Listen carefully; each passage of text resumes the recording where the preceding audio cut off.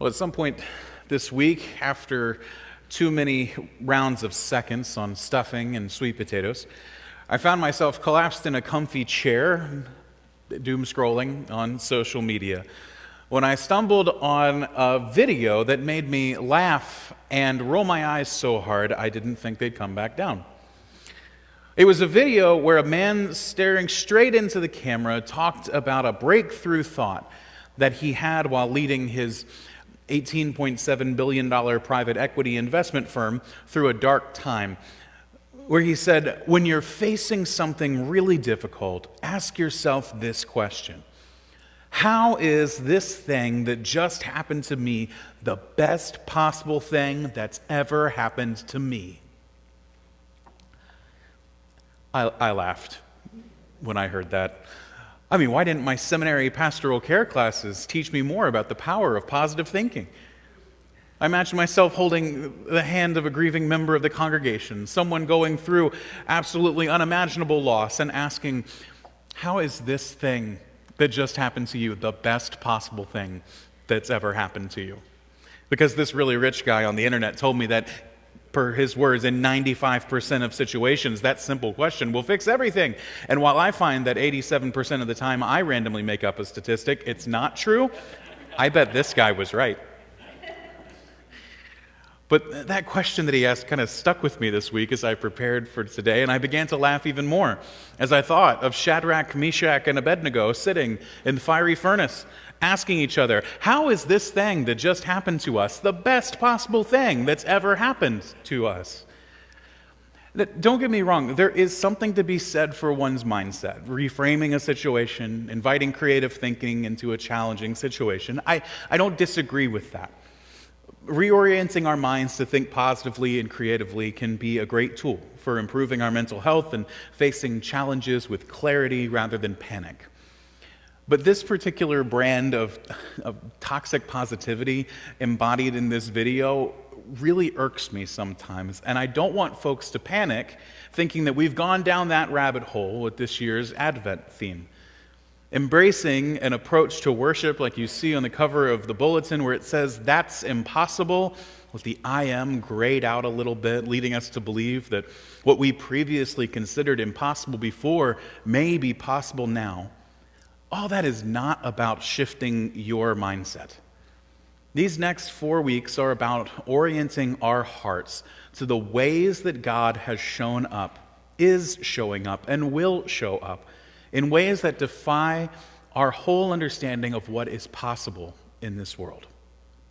Because Advent is the season of human incredulity and divine audacity, a holy tension that we enter together in worship, where we wait in expectant hope for the wondrous things that our God will do.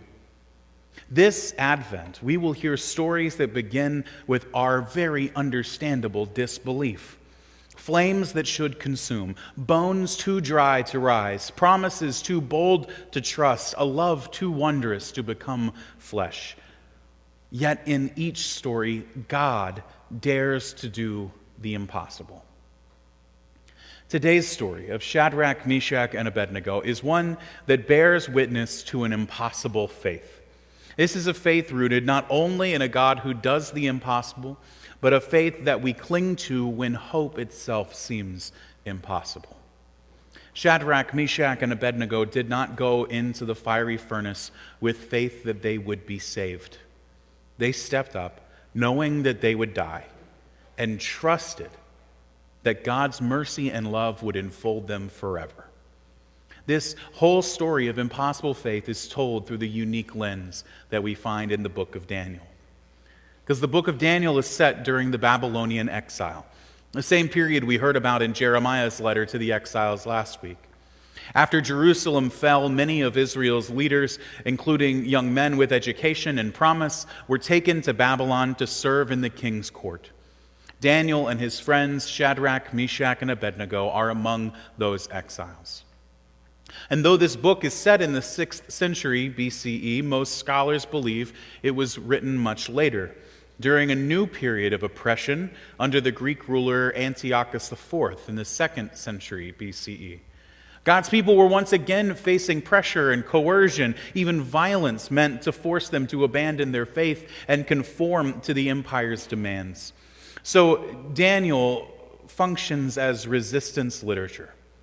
It tells stories of faithful people who refuse to bow down to the idols of the empire, whether literal statues or the more subtle idol of state power, and shows that God is still present and active even when the world insists otherwise. The book of Daniel is a fascinating mix of styles. The first half reads like a series of courtroom dramas or resistance stories. Daniel and his friends facing down the demands of a powerful empire and daring to remain faithful no matter the cost.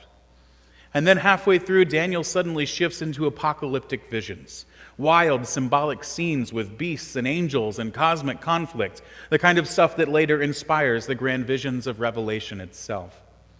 And while that may feel like an abrupt genre change to us as we read through this book, it's actually part of the book's message. That these small acts of courage in the royal court are just as much a part of the bigger story of God's justice breaking into the world.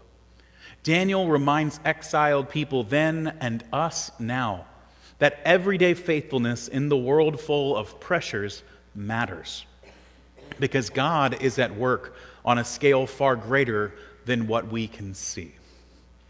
So then let us see what God is doing. I love this story of Shadrach, Meshach, and Abednego because it serves as an important lens for each of us. That as we ask what it means to have faith in a God who can do impossible things, we need to reflect on the very nature of this impossible faith that we cling to. For Shadrach, Meshach, and Abednego, faith meant simply doing the next right thing in the face of oppression, standing up against a law that was against everything they believed in. The faith that burned deep within them would not allow them to stand silently or acquiesce to the injustice all around them. There are times when faith like this feels impossible. Times when it seems like our faith cannot withstand the evils all around us and the desperate furnace in which we find ourselves. But the promise that I find in this story is that faith is already at hand.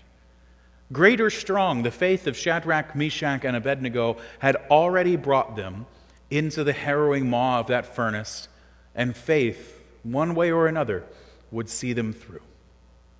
They had no illusions of their survival. They knew they would die there.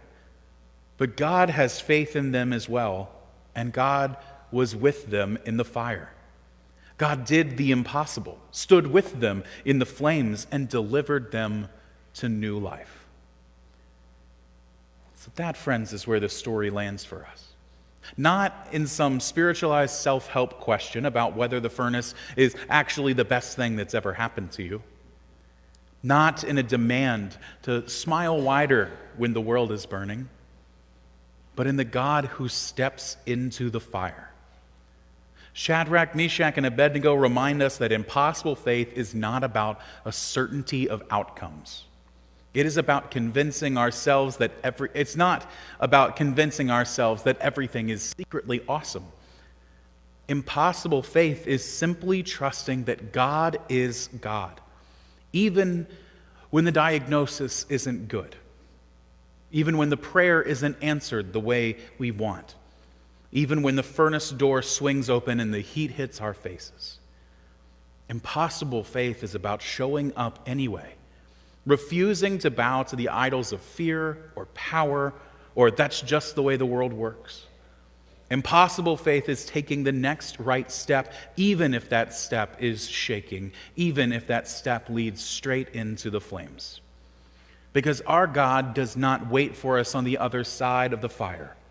Our God meets us in it, right there, right where it hurts, right where hope feels thin, right where our belief wavers.